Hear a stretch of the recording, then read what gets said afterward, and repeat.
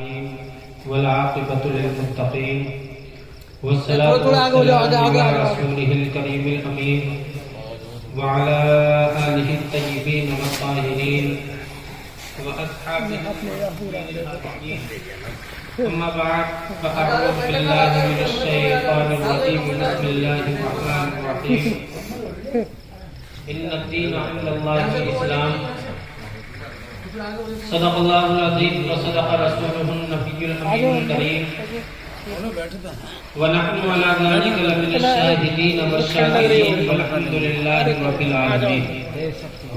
محسن گرامی، شمع رسالت کے پروانوں، باد توحید کے مقبالوں، گفتگو سے قبل آئیے ہم اور آپ انتہائی خلوص و عقیدت و احترام و محبت کے ساتھ گنبد خضرا کی جانب لو لگا کر بھیک دینے والے داتا و آقا، مدنی تاجدار، دونوں عالم کے مالک و مختار، ہم غریبوں کے غم گسار، سید ابرار و اخیار، آقا نامدار، شہنشاہ ذی وقار، نائب پروردگار، گلشن ہستی کی اولی فصل بہار، حضور روحی فدا محمد عربی علیہ السلام کی بارگاہ بے کسمنہ میں ہدیہ درود و سلام پیش کرنے کی سعادتیں حاصل کریں اور باوقت بلند پڑھیں. اللہم محمد صلی اللہ علیہ وسلم نحن عباد محمد صلی اللہ علیہ وسلم صلاۃ و سلام علیک یا رسول اللہ صلی اللہ تعالی علیہ وآلہ وبارک وسلم. حضرات محترم، نعرہ تکبیر، اللہ اکبر، نعرہ تکبیر، اللہ اکبر، نعرہ رسالت یا رسول اللہ، نعرہ رسالت یا رسول اللہ، مولانا خورشید عالم صاحب قبلہ زندہ باد، مولانا خورشید عالم صاحب قبلہ زندہ باد، نعرہ تکبیر، اللہ اکبر، نعرہ رسالت. ماشاءاللہ سبحان اللہ. حضرت مولانا مفتی خورشید عالم صاحب قبلہ کی آمد ہوئی، لہذا حضرت کا بھی خطاب ہوگا. آپ حضرات اطمینان کے ساتھ تشریف رکھیں. انشاءاللہ تعالی آپ کو بہت اچھی تقاریر اور نعت پاک اور منقبت سننے کے لیے ملیں گی، لہذا آپ اطمینان کے ساتھ تشریف رکھیے گا. میں عرض کر رہا تھا کہ ہمارا اور آپ کا یہاں جمع ہونا مرحوم مغفور حافظ سنور علی صاحب قبلہ کے اصال ثواب کے لیے جمع ہونا ہمارا اس لیے. حضرات محترم دعا کرتے ہیں پروردگار عالم ان کی مغفرت فرمائے، ان کے درجات کو مالک مولا بلند فرمائے اور ان کی قبر پر نور و نکھت کی بارشیں عطا فرمائے. پروردگار بروز قیامت شفاعت کبریٰ عطا فرمائے. حضرات محترم دیکھیے، آج وہ چلے گئے، کل ہماری باری ہے. یوں ہی ایک ایک کر کے ہم سب کو اس دنیا کو چھوڑ جانا ہے. دنیا یہ فانی چیز ہے.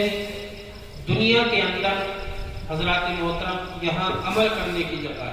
اگر ہم نے یہاں اچھے عمل کر لیے تو اس کا صلہ ہمیں یہاں بھی ملے گا اور وہاں بھی ملے گا، اور اگر اچھے عمل نہ کیے تو یاد رکھنا کہ پھر کچھ بھی ہمیں نہ یہاں ہمارے ساتھ اچھا ہوگا نہ وہاں ہمارے ساتھ اچھا ہو پائے گا.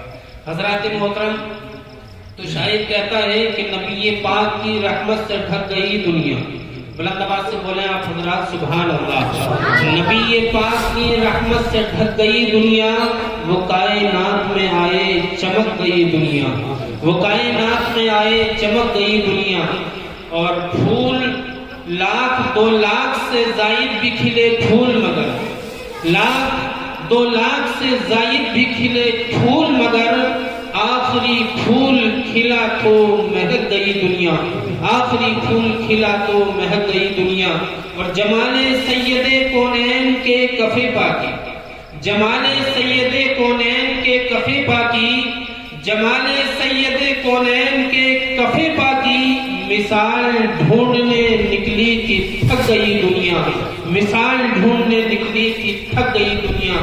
حضرات محترم اللہ تعالی جل جلالہ و عظم نوالہ قرآن عظیم و فرقان حمید میں ارشاد فرماتا ہے ان الدین عند اللہ الاسلام، کہ بے شک ہمارا دین سچا ہے، ہمارا دین جو اسلام ہے وہ سچا دین ہے. حضرات محترم اسلام پر اگر ہم اچھے طریقے سے قابض ہو جائیں، اسلام پر اچھے طریقے سے عمل کرنے لگے، ہمیں نبی کائنات علیہ السلام نے جو اصول سکھائے ہیں، جو طور و طریقے دیے ہیں، رسول پاک علیہ السلام نے ہمیں زندگی گزارنے کے جو طریقے بتائے ہیں، اگر ہم اس طریقے پر عمل کر لیں تو انشاءاللہ ہماری دنیا بھی کامیاب ہو جائے گی اور آخرت بھی کامیاب ہو جائے گی۔ پروردگار ہمیں یہاں بھی عزت عطا فرمائے گا اور قیامت میں بھی سرخروئی عطا فرمائے گا۔ لیکن حضرات، ضرورت ہے نبی کی سنتوں کو اپنانے کی، نبی پاک علیہ السلام کے کردار کو اپنانے کی، آپ کی سیرت طیبہ کو پڑھنے کی اور اس پر عمل کرنے کی ضرورت ہے۔ اگر ہم نے عمل کر لیا تو انشاءاللہ دونوں جہان میں کامیابی اور کامرانی مل جائے گی۔ اللہ ہماری دونوں جہان کو کامیاب اور کامران بنا دے گا۔ حضرات محترم، آج ہم اپنا جائزہ لیں تو ہم نمازوں سے دور ہیں، ہم روزوں سے دور ہیں، ہم نہ ماں باپ کی عزت کرتے ہیں، نہ بڑوں کی تعظیم کرتے ہیں، نہ چھوٹوں پر شفقت کرتے ہیں، نہ اپنے گھروں میں اسلامی ماحول پیدا کرتے ہیں، نہ اپنے گھروں میں ہم نے سنتوں کو سنوارا ہے، نہ اپنے چھوٹوں کو سنت کا طریقہ سکھایا ہے، نہ بڑوں کا ادب و احترام ہے۔ حضرات محترم، یاد رکھنا، ہماری شریعت ہمیں یہ بتاتی ہے کہ ہمیشہ بڑوں کا ادب و احترام کرو، ہمیشہ چھوٹوں پر شفقت کرو، ہمیشہ اپنے سے بڑوں کی عزت کرو۔ جب تم بڑوں کی عزت کرو گے تو اللہ تعالیٰ تمہیں عزت عطا فرمائے گا۔ حدیث پاک کے اندر آتا ہے کہ جو اپنے چھوٹوں کی عزت کرتا ہے، اپنے بڑوں کی عزت کرتا ہے، تو اس کے بڑے اس پر جو ہے شفقت کرتے ہیں۔ حضرات محترم، تو آیت کریمہ کی میں نے تلاوت کی کہ آپ حضرات اپنے ایمان کو مضبوط کریں۔ انسان کا جب ایمان مضبوط ہوتا ہے اور اس کا خاتمہ ایمان پر ہوتا ہے حضرات، تو آپ کی نماز بھی کامیاب ہے، آپ کے روزے بھی کامیاب ہیں، آپ کا ہر عمل اپنی جگہ کامیاب اور کامران ہے۔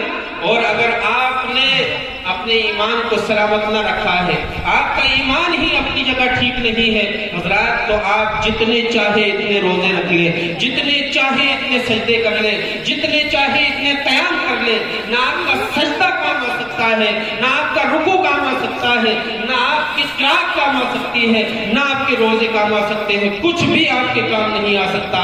اگر یہ ساری چیزیں کام آئیں گی تو ایمان کے ساتھ آئیں گی۔ ایمان سلامت ہے تو سب کچھ سلامت ہے، اور ایمان سلامت نہیں ہے تو کچھ بھی سلامت نہیں۔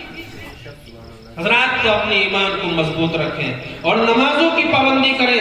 جب نمازوں کی پابندی کرو گے تو اللہ برکتیں عطا فرمائے گا، زندگی میں نکھار پیدا فرما دے گا۔ حضرات محترم، حضرت عمر فاروق اعظم رضی اللہ تعالیٰ عنہ کا دور ہے۔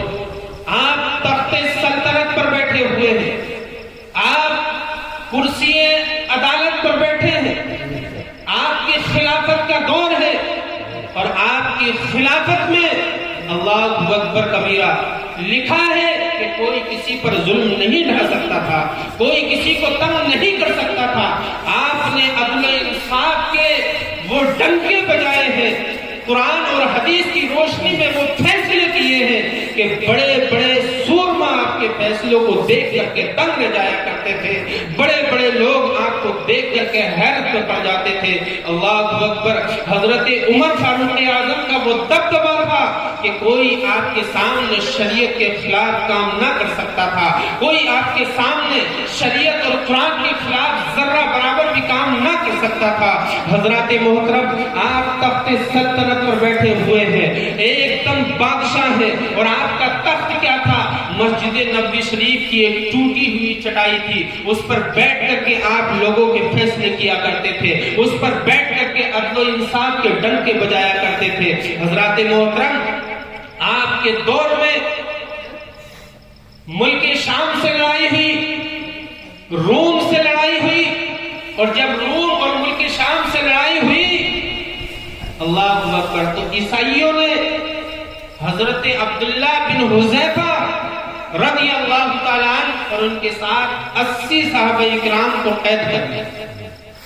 حضرات، مسلمانوں کو اس کا بڑا دکھ ہوا، بڑی تکلیف ہوئی، اور جب یہ بات حضرت عمر رضی اللہ تعالیٰ عنہ نے سنی تو آپ نے ایک خط لکھا، اور اس خط میں لکھا کہ یہ خط اللہ کے بندے کی طرف سے ہے جس کا نام عمر ہے اور اس کا لقب امیر المؤمنین ہے اور روم کے بادشاہ کے نام ہے۔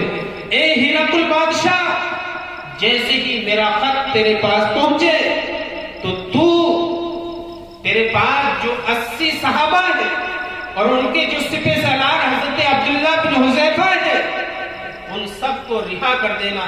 اگر تو نے ان کو رہا کر دیا تو یاد رکھنا یہ تیرے لیے اچھا ہوگا, یہ تیرے لیے بہتر ہوگا. اور اگر تو نے رہا نہ کیا تو یاد رکھنا میں تیری طرف ایسا لشکر بھیجوں گا, ایسا لشکر بھیجوں گا کہ جس لشکر کے سپاہیوں کی حالت یہ ہوگی, ان کا حال یہ ہوگا کہ وہ ایسے باخدا اور ذاکر بندے ہوں گے, ایسے شریعت کے عمل کرنے والے ہوں گے, ایسے ذاکر بندے ہوں گے کہ جب وہ راستے میں چلتے ہیں تو اللہ کا ذکر کرتے ہیں, جب وہ اٹھتے ہیں تب اللہ کا ذکر کرتے ہیں, بیٹھتے ہیں تو اللہ کا ذکر کرتے ہیں, خرید و فروخت کرتے ہیں تو اللہ کا ذکر کرتے ہیں. وہ جہاں بھی جاتے ہیں, جب بھی جو بھی کام کرتے ہیں, ہر وقت اللہ کا ذکر کیا کرتے ہیں. ان کی نماز کوئی نہیں چھوڑتی ہے, ہر نماز کو پابندی کے ساتھ ادا کرتے ہیں.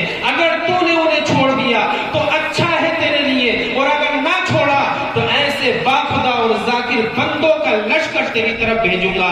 اللہ اکبر کبیرہ. حضرات تاریخ کے اندر لکھا ہوا ہے کہ جیسے ہی حضرت عبداللہ بن حذیفہ رضی اللہ تعالیٰ عنہ اس کے پاس قید تھے, جیسے ہی ہرقل بادشاہ نے آپ کے خط کو دیکھا اور اس کو پڑھا, پڑھنے کے بعد اس نے فوراً حضرت عبداللہ بن حذیفہ کو اور آپ کے ساتھ 80 صحابہ اکرام کو اپنے دربار میں طلب کیا.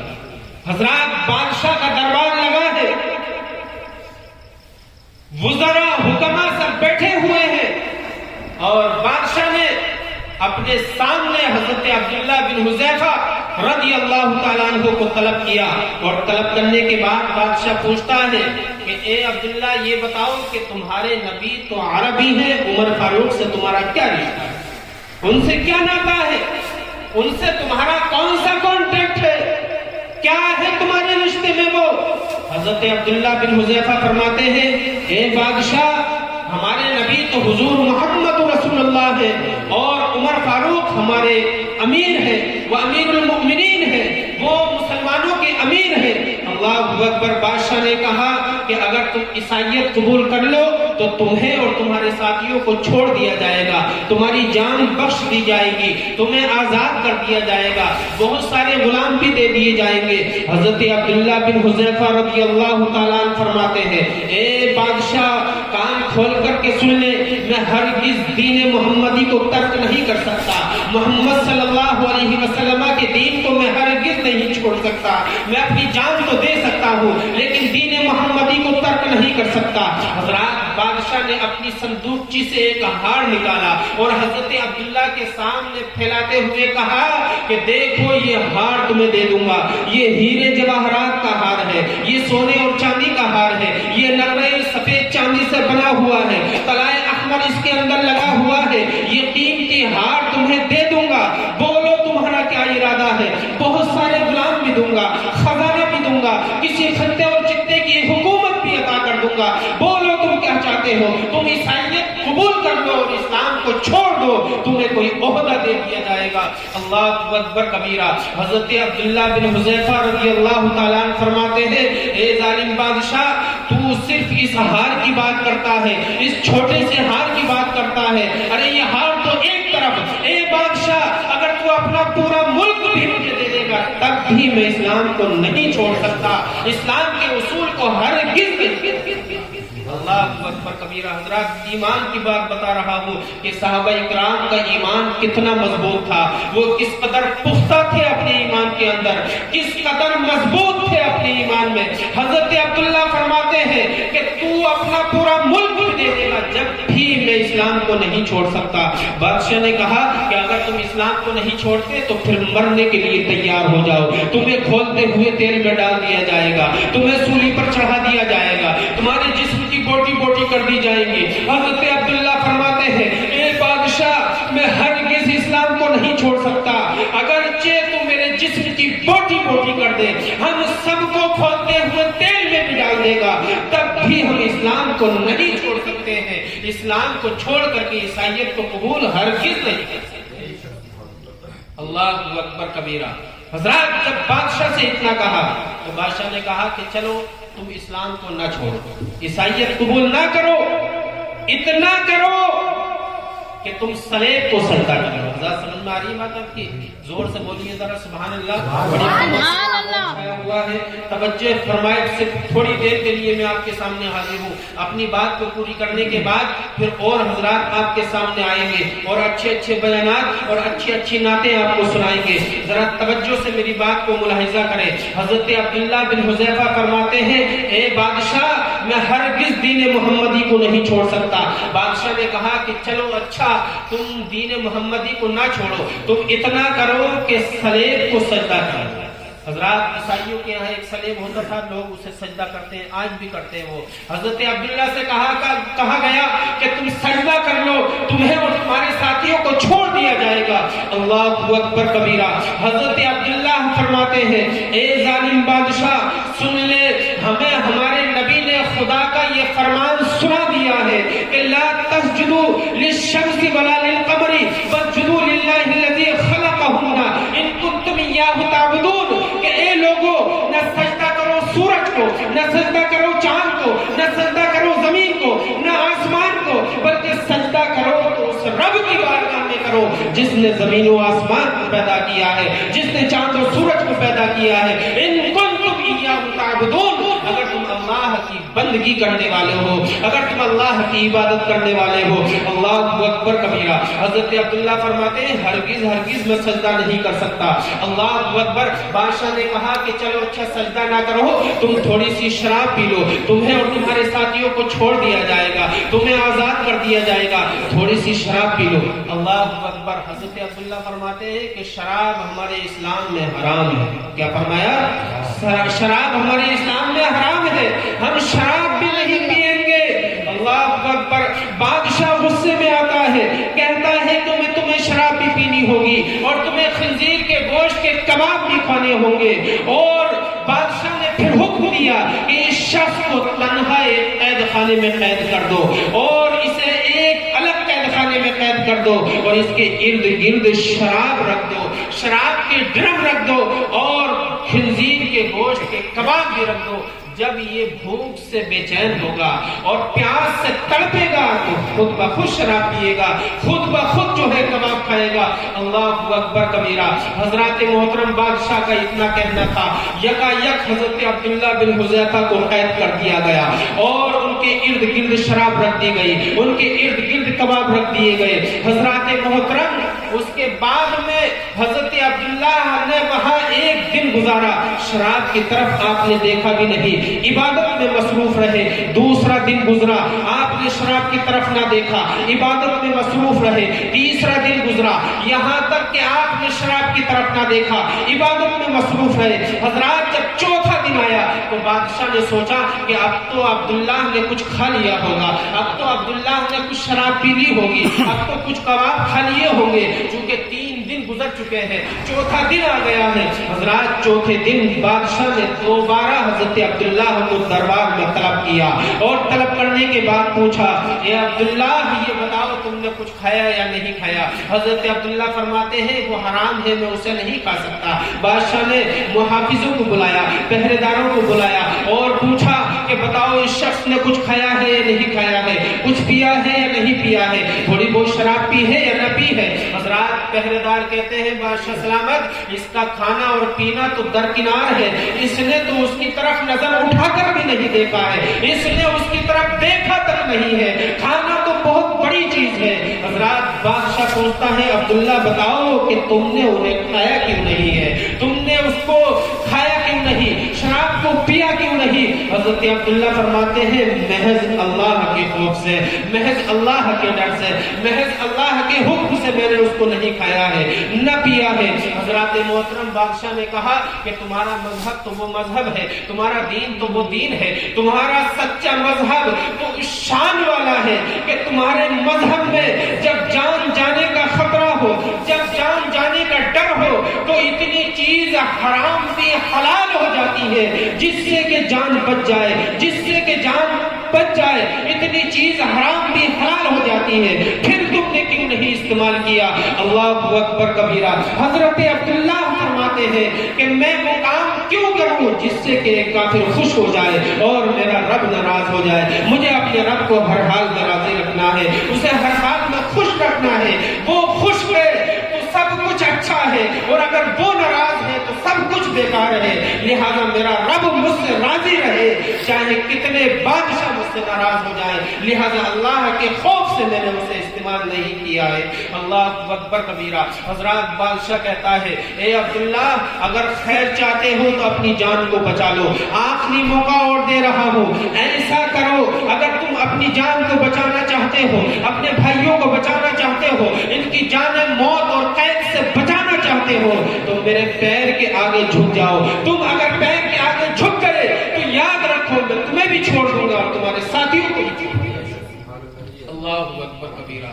حضرات حضرت عبداللہ فرماتے ہیں اے بادشاہ کان کھول کر کے سن لے، میں مسلمان ہوں اور مسلمان کا سر کسی انسان کے آگے نہیں جھکتا۔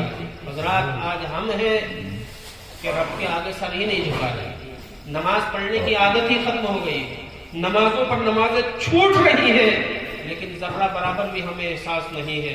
اللہ اکبر۔ حضرات رب قیامت کے دن یہ نہیں فرمائے گا کہ تم نے میلاد کرائی تھی یہ کیوں نہیں کرائی تھی، یا پتی نے بنوائے یا نہیں بنوائے اور کیوں نہیں بنوائے، مستحبات کا سوال نہیں ہوگا۔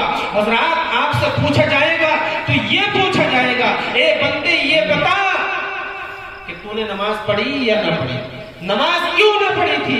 حضرات نماز کے بارے میں پوچھا جائے گا۔ اللہ اکبر۔